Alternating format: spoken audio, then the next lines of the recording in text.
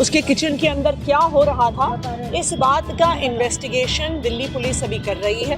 जो भी इस आगजनी के लिए दोषी है, इस आग लगने के लिए दोषी है, उस पर सख्त से सख्त कार्रवाई की जाएगी। दिल्ली फायर सर्विसेज को ये भी आदेश दिए हैं कि पूरी दिल्ली में एक बार एक प्रॉपर ऑडिट होना जरूरी है। बिल्डिंग्स बनी हुई हैं और उसके अंदर जो ऑक्यूपेंट्स हैं, इनका फायर का कोई अरेंजमेंट नहीं है। और दूसरा, जो आगे इनका सिस्टम होना चाहिए कारपोरेशन का, वो भी नहीं है, क्योंकि कारपोरेशन वाले रिश्वत लेके इनका काम करते हैं और फायर वाले पैसे लेके कोई आंखें बंद कर लेते हैं। कल उसका मुझे कॉल आई है कि पापा मेरे यहाँ आग लगी हो, मेरे से बाहर नहीं निकला जा रहा, आप फटाफट यहाँ पे हो। मैं जैसे यहाँ हूँ, यहाँ की हालत बहुत बुरी थी। तो उस टाइम मैंने फिर मेरा फ्रेंड भी था, मैं इसको फटाफट कॉल कर, ये कहाँ पे आ। तो उसने कहा पापा मैं बच गया, नीचे आ गया हूँ मैं।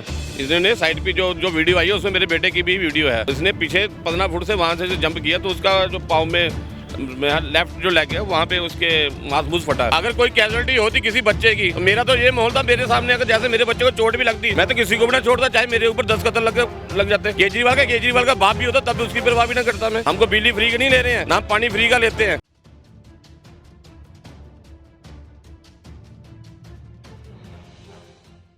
नमस्कार, आप देख रहे हैं तेज तर्रार। मेरा नाम है आफरीन खान। इस वक्त मैं दिल्ली के राजौरी गार्डन इलाके में मौजूद हूँ। आपको याद होगा कि कल हमने आपको एक खबर दिखाई थी जहां पर एक रेस्टोरेंट था, जंगल एंड जम्बूरी, वहां पर आग लगने की सूचना मिली थी। मौके पर हम मौजूद थे।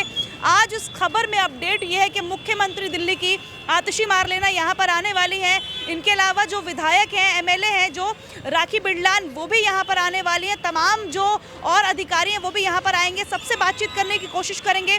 यहाँ पर क्या कुछ हुआ आपको दिखाएंगे, खबर को अंत तक जरूर देखिएगा। उसके किचन के अंदर क्या हो रहा था, इस बात का इन्वेस्टिगेशन दिल्ली पुलिस अभी कर रही है। जो भी इस आगजनी के लिए दोषी है, इस आग लगने के लिए दोषी है, उस पर सख्त से सख्त कार्रवाई की जाएगी। दूसरा, दिल्ली फायर सर्विसेज को ये भी आदेश दिए हैं कि पूरी दिल्ली में एक बार एक प्रॉपर ऑडिट होना ज़रूरी है कि अगर कहीं पर भी बिना फायर लाइसेंस के रेस्टोरेंट चल रहे हैं तो उन पर भी एक्शन किया जाए, उन पर भी कार्रवाई करी जाए। ये तो भगवान का शुक्र है कि किसी की जान नहीं गई। इसलिए मैं फायर सेफ्टी वालों का भी धन्यवाद करना चाहती हूँ, उनको बधाई देना चाहती हूँ कि जिस स्पीड से वो यहाँ पर पहुँचे, जिस तरह उन्होंने आग को बुझाया, तो वो भी बधाई के पात्र हैं।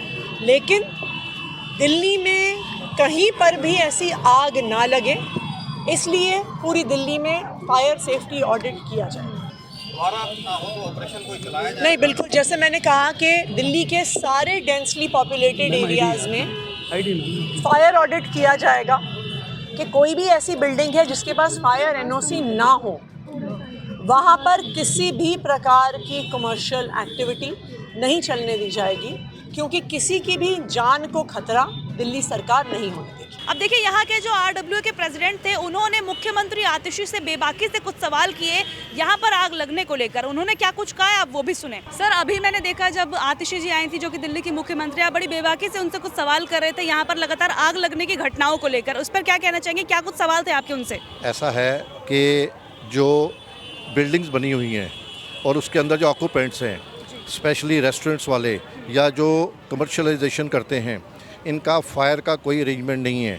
और दूसरा, जो आगे इनका सिस्टम होना चाहिए कारपोरेशन का, वो भी नहीं है, क्योंकि कारपोरेशन वाले रिश्वत लेके इनका काम करते हैं और फायर वाले पैसे लेके कोई आंखें बंद कर लेते हैं। अब ये जो हादसा हुआ है, अगर यहाँ फायर का अरेंजमेंट हुआ होता तो ये नुकसान ना होता।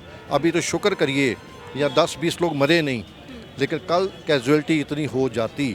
मैं आई थी, मौके पर देखा था मैंने क्या हालात थे, कैसे लोग कूद रहे थे, मर रहे थे। और मैं कहता हूँ सबसे बेवकूफ़ वो माँ बाप हैं जो कि ऐसे इंस्टीट्यूट्स में, ऐसी बिल्डिंग में बच्चों को दाखिल कराते हैं। बच्चा देखो, किसी का, आपका या मेरा है, वो हमारा बच्चा है। तो इसलिए सिस्टम भ्रष्ट है। मैंने सीएम साहिबा को भी यही बोला है, बेबाकी से बोला है। अब देखिए, विधायक राखी बिरलान से हमने क्या कुछ बात की इस मामले को लेकर, क्योंकि वो भी यहाँ पर मौके पर मौजूद थी। क्या कुछ हुआ है, उनकी जुबानी भी सुने आप। तो पहले तो मैम, स्वागत है आपका हमारे चैनल में। मुझे ये बताएं, इस घटना से जुड़ी हुई आपसे जानकारी चाहूँगी। सबसे पहले क्या कुछ आपको पता चला अभी इसके बारे में? नहीं, कल दोपहर को बहुत बड़ा धमाका जो है यहाँ पर आग की खबर सुनने को मिली और एकदम से अफरा तफरी मची। और मुझे लगता है काफ़ी घंटे भी लगे इस पूरी की पूरी 5 से ज़्यादा घंटे का समय लगा पूरी की पूरी जो है आग को शांत कराने में। और उसके बाद इन्वेस्टिगेशन के लिए बोल दिया। अभी माननीय मुख्यमंत्री जी भी यहाँ पर आई थी, पड़ोस के क्षेत्र के जो विधायक हैं धनवंती चंदेला जी भी यहाँ उपस्थित, और मैं स्वयं भी यहाँ पर उपस्थित हूँ। सारे अधिकारियों को डायरेक्शंस दे दिए गए हैं, किसी भी तरह का कोई भी जो है सिक्योरिटी लैप्स हुआ है या किसी भी प्रकार की कोई भी लापरवाही हुई है वो जांच का विषय है और वो आदेश दे दिए गए। हम इससे पहले भी ऐसे कई मामले सामने, आपको मुखर्जी नगर वाला याद होगा, वहाँ पर भी कोचिंग सेंटर्स में आग लगी थी और यहाँ पर भी बताया जा रहा है रेस्टोरेंट के पास एनओसी नहीं थी फायर की, लेकिन तब भी ये चल रहा था और फिर इतनी बड़ी घटना हो जाती है। 40 से 50 बच्चे जो है, इसके अलावा एक महिला को चोट भी लगी, कूद कर अपनी जान बचा रहे थे। तो इस तरह से नोटिस नहीं होने के बावजूद भी इन्हें चलाया, तभी तो तुरंत प्रभाव से माननीय मुख्यमंत्री जी ने क्षेत्र के संबंधित जितने विधायक हैं वो, और जो है जितने संबंधित अधिकारी हैं वो, और जो इससे जुड़े हुए प्रत्यक्ष तौर पर जिम्मेदार अधिकारी हैं, उन सबको यहाँ पर आकर इस चीज़ का संज्ञान लेने की, अपनी जिम्मेदारी को सुनिश्चित कराना ही दिल्ली सरकार का काम है। और हम सब लोग यहाँ प्रतिबद्धता के साथ खड़े हैं। इन्वेस्टिगेशन के, आप देख भी रहे हैं इतनी देर से, इन्वेस्टिगेशन के बारीकी से आदेश दिए और इस तरह से पूरी दिल्ली में जांच की जाए कि कहाँ पर किस प्रकार की कोताही या लापरवाही बरती जा रही है, और अगर कहीं कोई लापरवाही बरती जा रही है तो उस पर सख्त से सख्त कार्रवाई होगी, उससे कतई भी बदला जो है बर्दाश्त नहीं किया जाएगा। मैम आपको क्या जानकारी मिली थी, सबसे पहले ये जानना चाहूँगी। मेरे को जानकारी वीडियो के थ्रू मिली थी, लोगों ने व्हाट्सअप डाल रखा था भाई हाँ विशाल एन्क्लेव में आग लगी है एक रेस्टोरेंट में। तो रेस्टोरेंट ऑलरेडी बंद था पहले से ही, तो एनओसी उन्होंने फायर ब्रिगेड से भी नहीं ले रखी थी, बंद कर रखा था 6 महीने से, एमसीडी से भी बंद था। तो बंद था, बंद के बाद वाजूद वो मालिक वहीं पे था। अब नीचे कोचिंग सेंटर था, बच्चे पढ़ते थे, तो जो ऊपर आग लगी तो नीचे भी आई, फिर वो आग ऊपर ही लगी है तो बच्चे कूद के परली तरफ से, कोई भी रेस्टोरेंट है चाहे कोई किचन चलती है किसी भी रेजिडेंस एरिया में, तो उसका दोनों तरफ रास्ता होना चाहिए। ये काम एमसीडी का है, एमसीडी देखे, फायर ब्रिगेड देखे, तो कंप्लेंट देते रहते हैं, कई बार कंप्लेंट दी है, लेकिन आप जानते हो इसमें ज़्यादा मैं कुछ नहीं कह सकती। ऐसी आपके संज्ञान में आया था इससे पहले ऐसा कुछ यहाँ पे हो रहा है? नहीं, यहाँ पे नहीं आया, तो पहली बार हुआ। इसमें पहले भी लगी थी एक बार, इसी में लगी थी, पहले भी इसी में हुआ था। आपको लग रहा है उस वक्त एक्शन ले लेते तो आज ये नहीं होता? हो सकता है ऐसा भी। उस इन घटनाओं को रोकने के लिए क्या कोई प्लान तैयार किया जा रहा है? प्लान तो फायर ब्रिगेड करेगी, एमसीडी करेगी, भाई लाइसेंस कहाँ पे देना कहाँ पे नहीं देना, तो ये फायर ब्रिगेड का काम है उनको देना। देखिए, कल जो बच्चे यहाँ से कूद कर अपनी जान बचा रहे थे, उनमें से एक बच्चे के पिता मेरे साथ मौजूद हैं, इनसे बातचीत करेंगे। सर, क्या नाम है आपके बच्चे का? संभव ग्रोवर। और पढ़ने आता था यहाँ? हाँ, अभी 1 महीना हुआ उसने चालू किया था यहाँ पे। कौन से इंस्टीट्यूट? ये मैक। क्या हुआ था कल, क्या बताया उसने आपको? कल उसका मुझे कॉल आई है कि पापा मेरी यहाँ आग लगी और मेरे से बाहर नहीं निकला जा रहा, आप फटाफट यहाँ पे हो। मैं जैसे यहाँ हूँ, यहाँ की हालत बहुत बुरी थी। तो उस टाइम मैंने फिर मेरा फ्रेंड भी था, मैं इसको फटाफट कॉल कर, ये कहाँ पे है? तो उसने कहा पापा मैं बच के नीचे आ गया हूँ मैं। इसने साइड पे जो वीडियो आई है उसमें मेरे बेटे की भी वीडियो है, उसने पीछे 15 फुट से वहाँ से जंप किया, तो उसका जो पाँव में लेफ्ट जो लग गया वहाँ पे उसके मांस फटा है। और मैं ये बता रहा हूँ आपको, 40-45 मिनट कोई फायर ब्रिगेड नहीं यहाँ थी। और इसी जगह पे मेरे बेटे का 1 महीने में 8 चालान करे हैं ट्रैफिक वालों ने कि पार्किंग की वजह से। और एक घंटे में यहाँ मैं खड़ा रहा हूँ, मैं एक भी ट्रैफिक वाला नहीं था। मुख्यमंत्री बोलकर गए कि बहुत अच्छा काम किया है फायर वालों ने। जैसा बेवकूफ़ मुख्यमंत्री, वो तो मुख्यमंत्री तो है ही बेवकूफ़ है वो। मैं तो स्पेशल मेरी वीडियो डालना है इसमें, तो है ही बेवकूफ़ है वो। उसका काम क्या, लोगों को पागल बनाना, लोगों को पागल बनाना। ये कई आ रहे हैं, काफ़ी कोई आता है कि मैंने बचाया। बच्चों से पूछना जिनको चोट लगी है किसने बचाया उनको। तुम्हारे सामने वीडियो में जंप कर रहे हैं, कुछ करे। कौन सा केजरीवाल वो बिजली पानी फ्री में देखो लोगों को पागल बना रहा है।